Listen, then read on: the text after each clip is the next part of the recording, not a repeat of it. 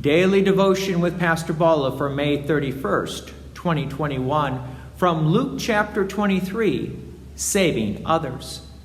Previously, we heard Jesus praying to the Heavenly Father to forgive the people, for they don't know what they are doing. They didn't understand that they were killing the Son of God. You can see that especially with what comes next. From Luke chapter 23, verse 35. And the people stood by, watching. But the rulers scoffed at him, saying, "He saved others. Let him save himself, if he is the Christ of God, his chosen one." Notice that it was the rulers, that is, the religious leaders, mocking Jesus. He saved others, let him save himself. The religious leaders didn't understand that Jesus is saving everyone by dying on the cross. And if Jesus did save himself, then he wouldn't be saving the religious leaders and us from our own sins. The psalmist wrote of the Messiah in Psalm chapter 22, verse 7, "All who see me mock me. They make mouths at me. They wag their heads. He trusts in the Lord. Let him deliver him. Let him rescue him, for he delights in him." Here, these religious leaders are actually fulfilling the words of the prophet, and they didn't even realize it, because they didn't realize that Jesus is the Messiah, the Christ of God, the chosen one. Let's continue on with verse 36. The soldiers also mocked him, coming up and offering him sour wine. Well, guess what? The soldiers were also now fulfilling the words of the psalmist from a different psalm, from Psalm chapter 69, verse 21. They gave me poison for food, and for my thirst, they gave me sour wine to drink. The soldiers' work then continues, verse 37.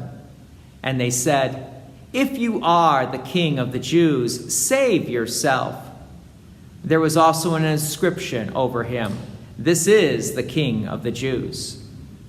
The King of the Jews? Yes, the King of the Jews. The soldiers understand power and authority.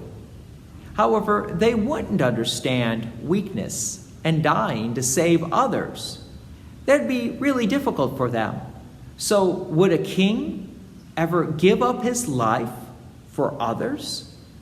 The title came from Pilate, as we may remember a little bit earlier in St. Luke, from Luke chapter 23, verse 3, and Pilate asked Jesus, "Are you the King of the Jews?" And Jesus answered him, "You have said so."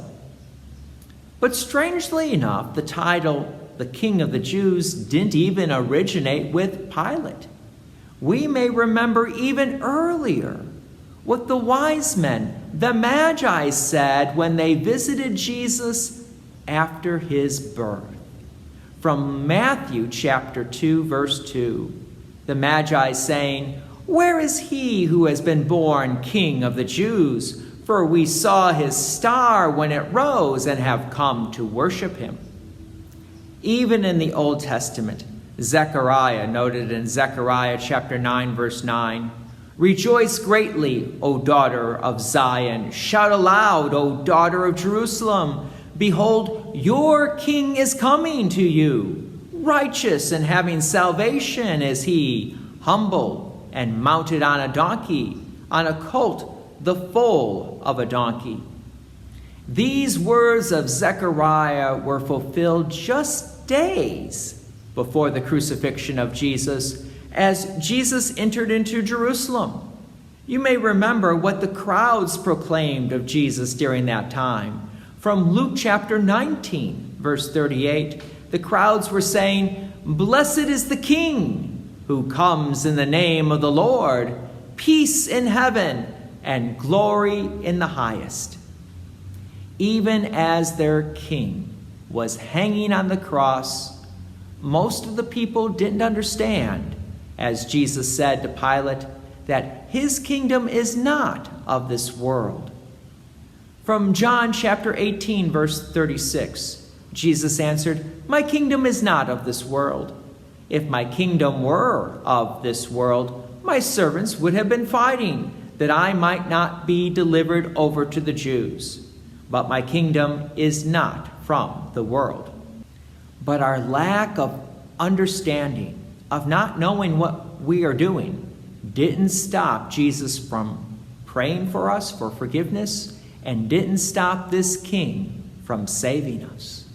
God's peace and many blessings be with you, and thank you for listening. And please take an opportunity to share this message with others.